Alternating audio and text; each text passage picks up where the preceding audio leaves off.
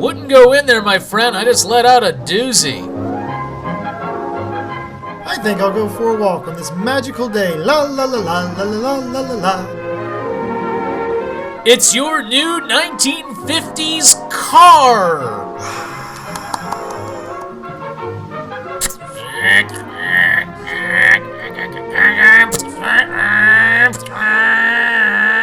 I'm Lieutenant Williams, a police officer attached to the Juvenile Division.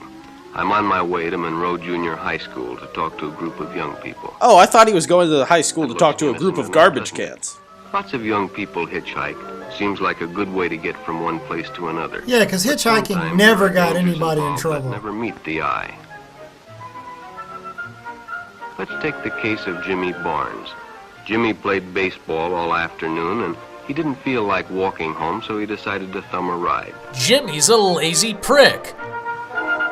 Poor guy didn't even say get in. Jimmy just opened the door. He'd done it 100 times before, and he didn't think anything was unusual when the driver struck up a friendly conversation. About In fact, he rectums. seemed like a real nice guy. He asked Jimmy if he played baseball in the park often. And what his Jimmy told pant him they size practiced was. 3 times a week and played a rival group on Friday afternoon. The stranger was a good listener, too, and it only seemed minutes before they pulled up in front of Jimmy's house. Gee golly, thanks for the ride, mister. Oh, don't mention it. Jimmy got out, the stranger gave him a friendly pat. Then he told him he'd see him again. In his He always nightmares. drove by the park on his way home.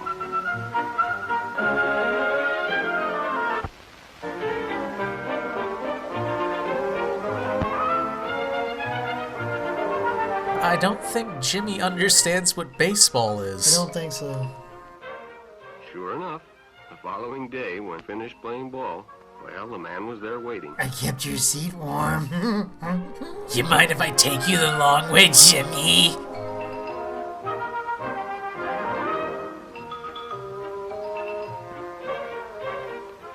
They stopped at a drive-in, and the stranger treated him to a Coke. Of all the things for a Coke product placement to be in, why anti-gay propaganda involving He'd heard pedophiles? others before, and, well, it made him feel big to so easily win the confidence of an older person. But that's not really our story. Okay, if you go on adventures with a creepy-looking stranger you met 2 days ago, something bad will probably happen. The following Saturday, they went fishing together. By now, they were using first names. Ralph said it was more friendly. Hey, Jimmy, you want to bait my hook with that big worm? It's a special sandwich. Jimmy hadn't enjoyed himself so much in a long time. Ever since Jimmy came back from the big house, he'd been a friendless sort of kid. During lunch, Ralph showed him some pornographic pictures. Or more accurately, pornographic trading cards. They were all the rage back then. What he didn't know was that Ralph was sick. A sickness that was not visible like smallpox, but no less dangerous and contagious. A sickness of the mind. He had the gay! Ralph was a homosexual, a person who demands an intimate relationship with members of their own sex. Very strange NRA ad. By now, Jimmy felt a fondness for Ralph, and they continued to go places together. Like Ralph was exotic generous Des and Moines. took Jimmy many interesting places and did many nice things for him. Like fixing the septic tank out behind his house. That was a real nice thing. He bought presents and even gave him money. But payments were expected in return. You see, Jimmy hadn't recognized Ralph's approach soon enough. When Ralph first asked Jimmy to go fishing alone, he should have discussed it with his parents or teacher. Or at the very least, talked it over with the other friendly mailman. Finally, Jimmy told his parents, and they reported it to the juvenile authorities. Ralph was arrested, and Jimmy was released on probation in the custody of his parents. They just had to make sure he wasn't a daywalker. But all homosexuals are not passive. Some resort to violence, as in the case of Mike Merrick. I guess the narrator went off for a little drink. In the heat of competition, no one noticed the man who sat and watched. Are all homosexuals just creepy old people? And the others left. Mike decided to stay and practice a little longer. And boy, did he need it.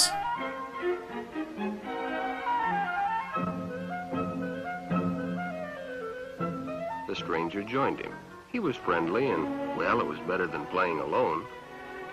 Mike had the hand-eye coordination of a starfish. But after a few shots, Mike realized he had already overstayed his time and suggested he better leave. The stranger told him if he'd like to stay longer, he'd be glad to drive him home when they finished. Sounded great to Mike. Because Mike also had the IQ of a sponge. It would help if Mike wasn't afraid of the basketball. Your failure at basketball makes me sad.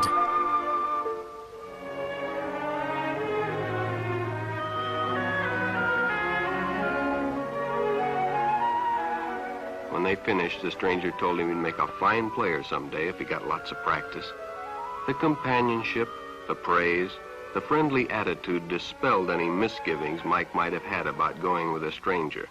He probably never realized until too late that he was riding in the shadow of death. Pretty sure he's riding in a car. Mike Merrick traded his life for a newspaper headline. That seems like a crappy deal to me.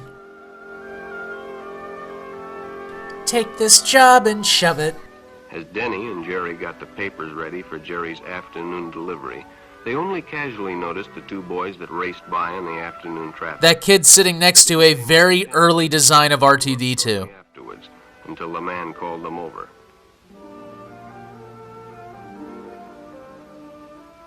Had two boys been by on bicycles? The boys nodded they had. Could they recognize them if they saw them again?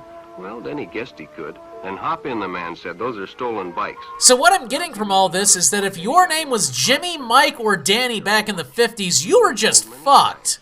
If a friend got in a car with a stranger to write down the license number, it didn't seem to apply, but, well, fortunately, he marked it down. Ah, why do you fill your newspapers with rocks?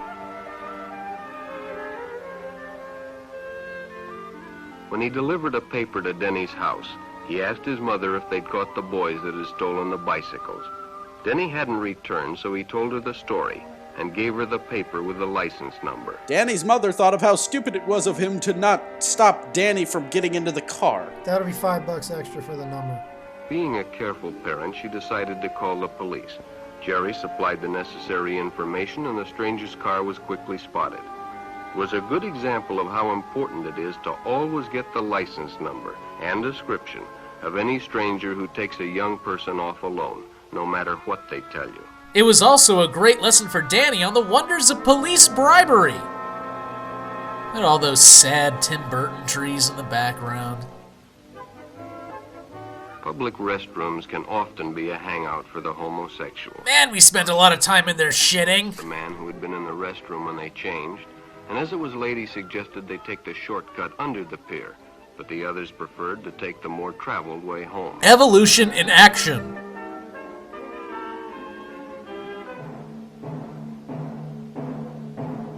Fee, fi, fo, fum. This looks like a great place to get tetanus. When Bobby recognized the stranger as the man in the restroom, the shortcut under the pier didn't seem like a good idea at all. Little did Bobby know the man was actually him from the future, warning of an impending comet strike. After all, it's more fun to stay with your friends anyway. That way they can all go down together. It may have saved his life. The decision is always yours, and your whole future may depend on making the right one.